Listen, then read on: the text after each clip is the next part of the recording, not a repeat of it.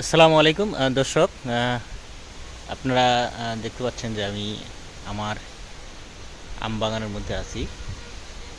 অনেক শখ করে এই আম বাগানটি আমি লাগাইছি। মোটামুটি 7-8 বছর হচ্ছে এই বাগানটি লাগানো।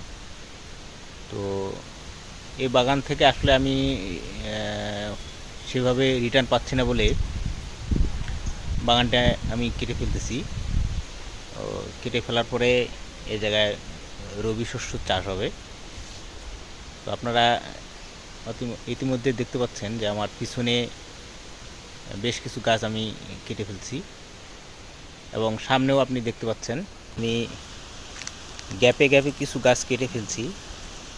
এবং ফাইনালি আপনাকে আমরা দেখাচ্ছি, এই যে গাছ কেটে ফেলতেছি, এই যে গাছের কাটা অংশ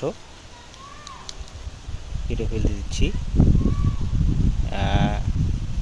এরপরে এ জায়গায় রবি শস্য লাগানো হবে।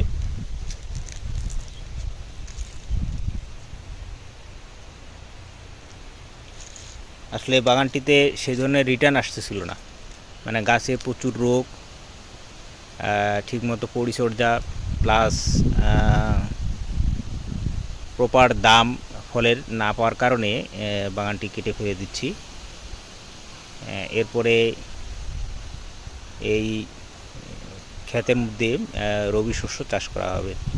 আসলে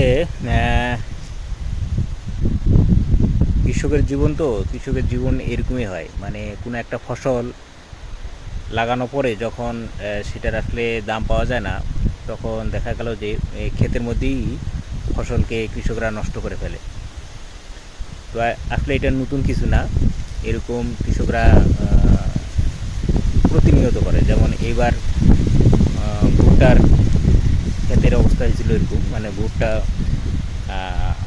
মানে অঙ্কুর দমন হচ্ছে কম, তো যার কারণে অনেক কৃষক ভুট্টার গাছ মেরে ফেলে আবার নতুন করে ভুট্টার গাছ লাগাইছে। তো এটা এক ধরনের কিন্তু ক্ষতি, কিন্তু কারণ প্রথম পর্যায়ে আপনার জমিটাকে হাল চাষ করতে হয়েছে, তারপরে সেটাকে বীজ রোপণের উপযোগী করে তোলা হয়েছে, তারপর বীজ রোপণ করা হয়েছে। তারপরে একটা সময় গিয়ে যখন দেখা গেছে যে বীজ থেকে অঙ্কুরোদ্গমন হয়নি, তখন এক পর্যায়ে আপনার গাছগুলোকে নষ্ট করে আবার নতুন করে গাছ লাগানো হয়েছে।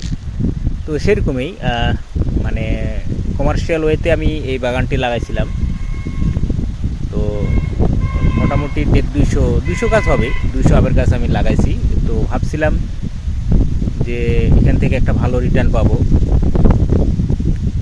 তো শখের বসে এই আম বাগানটি আমি লাগাইছিলাম। তো মোটামুটি বেশ কিছুদিন যাওয়ার পরে এখান থেকে আসলে সেই ধরনের রিটার্ন পাচ্ছিলাম না।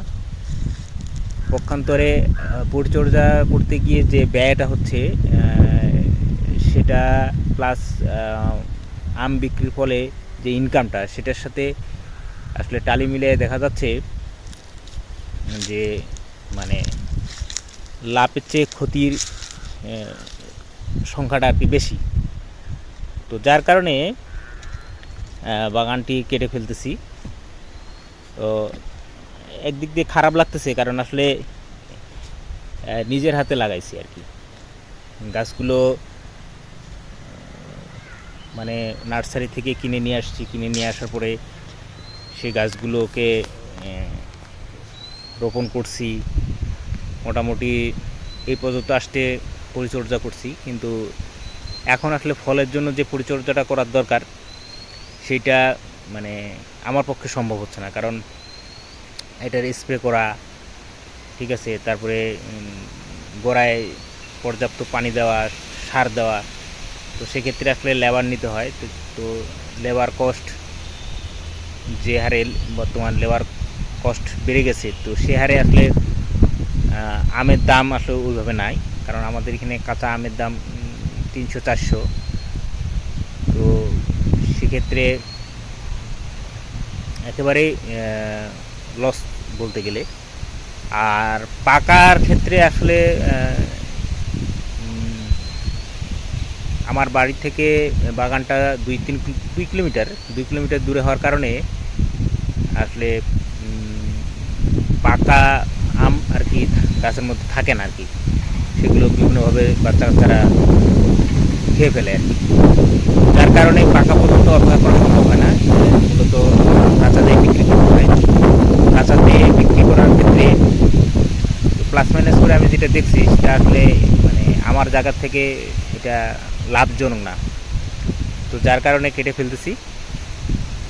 কেটে ফেলার পরে এখানে বিভিন্ন ধরনের রবি শস্য, যেমন আপনার হচ্ছে মরিচ, তারপরে হচ্ছে পটল, করলা, তারপরে ঝিঙ্গা, এই ধরনের সবজি জাতীয় জিনিস চাষ হবে।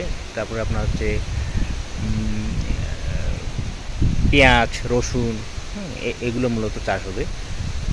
তো এগুলো মোটামুটি মার্কেটের চাহিদাও আছে এবং এগুলোর দামও মোটামুটি ভালো আর কি। যদি সংরক্ষণ করে রাখা যায় তাহলে এটা একটা ভালো প্রফিট আছে। তো সব কিছু বিবেচনা করে বাগানটি কেটে ফেলতেছি। তো বন্ধুরা, সবাই ভালো থাকবেন, সুস্থ থাকবেন, আর আমার এবং আমার ফ্যামিলির জন্য দোয়া করবেন, কারণ আমার বাবা দীর্ঘ 2 মাস ধরে বিছানা থেকে উঠতে পারে না আর কি। আগে তো টুকটাক হাঁটাচলা করতে পারতো, এখন মোটেও পারে না, বলতে গেলে প্যারালাইসিসের মতো। কারণ লাস্ট উনি আরেকবার স্ট্রোক করছে, পায়ের মধ্যে কোনো শক্তি নেই। তো যার কারণে ওনাকে আসলে ভর দিয়েই টয়লেট বাথরুম সারাতে হয়, যার কারণে আমি আসলে বাসার বাইরে খুব কম যাই। এই কারণে আপনারা দোয়া করবেন আমার বাবার জন্য, বা আমার বাবা যাতে দ্রুত সুস্থ হতে পারে, আর আমার জন্য দোয়া করবেন। আসলে আমি একটা অনেক বড় একটা সমস্যার মধ্যে আছি, পার্সোনাল সমস্যা, সেটা হয়তো কোনো একদিন আপনাদের সাথে আমি শেয়ার করব। কারণ আসলে প্রতিটা মানুষের একটা মানে অবলম্বন প্রয়োজন, আর আসলে ভেঙে বলতেছি না। সবাই ভালো থাকবেন, সুস্থ থাকবেন, আবার দেখা হবে। আসসালামু আলাইকুম।